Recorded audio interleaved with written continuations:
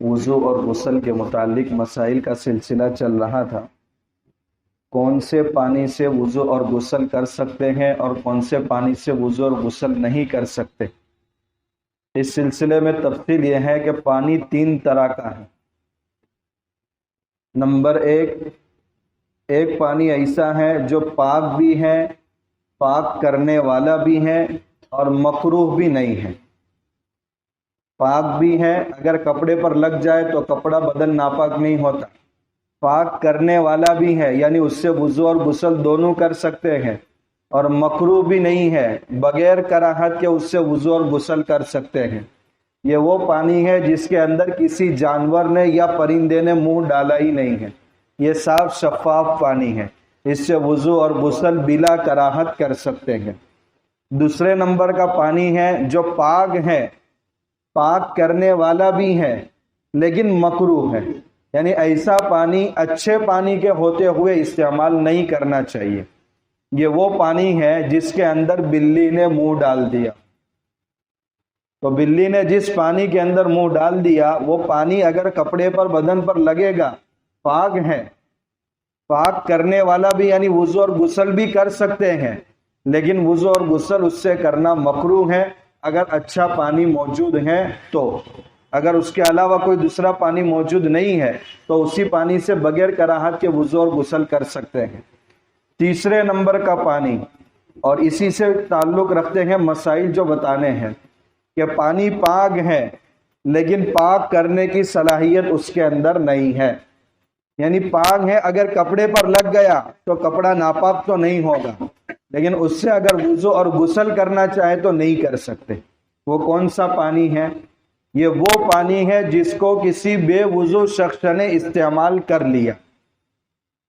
For example, ایک شخص وضو بنا رہا ہے، نیچے بہت بڑا برتن رکھا اور وضو بنانے کے بعد سارا پانی نیچے جمع ہو گیا۔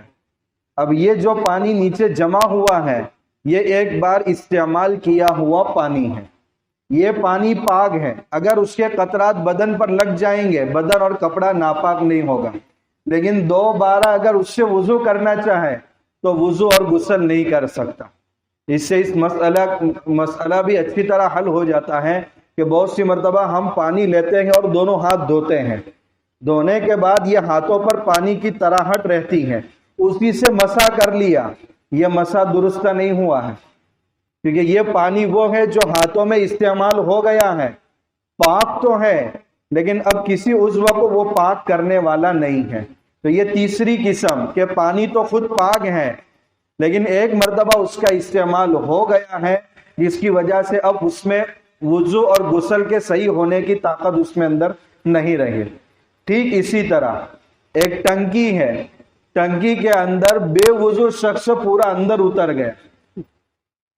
اب جب پورا اندر اتر گیا وہ اور اس کے یہ اعضاء دھل گئے تو اس کا وضو ہو گیا، نہیں دھلے تو وضو نہیں ہوا۔ لیکن یہ اسی حالت میں اگر ٹنکی سے باہر آیا، اس ٹنکی کے اندر جو پانی موجود ہے اس پانی سے وضو اور غسل نہیں کر سکتے، کیونکہ ایک مرتبہ بے وضو شخص کے متعلق وہ استعمال ہو چکا ہے۔ جب استعمال ہو چکا ہے تو اب یہ پانی مستعمل ہو گیا، اب اس کے اندر طاقت نہیں رہی۔ لیکن اگر باوضو شخص دوسری مرتبہ پانی استعمال کرتا ہے تو اس پانی سے وضو اور غسل کر سکتے ہیں۔ باوضو شخص، اس کے پانی کو استعمال کرنے سے پانی مستعمل نہیں ہوتا۔ لہذا اگر ٹنکی کے اندر باوضو شخص اترا ہے اور پھر باہر نکل گیا تو اس پانی کو دوسرا بے وضو شخص وضو اور غسل کے اندر استعمال کر سکتا ہے۔ امید ہے کہ یہ مسئلہ اچھی طرح سمجھ میں آ گیا ہوگا۔ بسا اوقات وضو کے اندر یہ غفلت ہوتی ہے کہ پانی ایک عضو کو دھونے کے لیے ہاتھ میں لیا، وہ عضو دھو دیا، اس کے بعد وہ پانی بچا ہے تو مسح کر لیتے ہیں، یہ مسح درست نہیں ہوتا۔ ٹھیک اسی طرح وضو کرتے ہیں تو وضو کے دوران اعضاء پر سے پانی نیچے گرتا ہے اور پیر پورا دھل جاتا ہے۔ وہ پیر جو دھل گیا ہے خود بخود اس کو دوبارہ دھونا پڑے گا۔ وہ استعمال شدہ پانی سے پیر دھلا ہے، اس کا دوبارہ دھونا پڑے گا۔ پہلی مرتبہ جو دھل گیا ہے وہ اس کا دھونا درست نہیں ہوگا۔ ایک اور مسئلہ، مسجد میں حوض ہے اور اس حوض کے اندر کتے نے منہ ڈال دیا، وہ پانی پاک ہے یا ناپاک ہے؟ اس کا مسئلہ پہلے بھی میں نے بتا دیا تھا کہ اگر پانی زیادہ ہے اور کوئی ناپاک چیز اس کے اندر گر گئی اور ناپاکی کا اثر جب تک ظاہر نہیں ہوتا تب تک وہ پانی پاک ہے. اور زیادہ پانی کس کو کہتے ہیں؟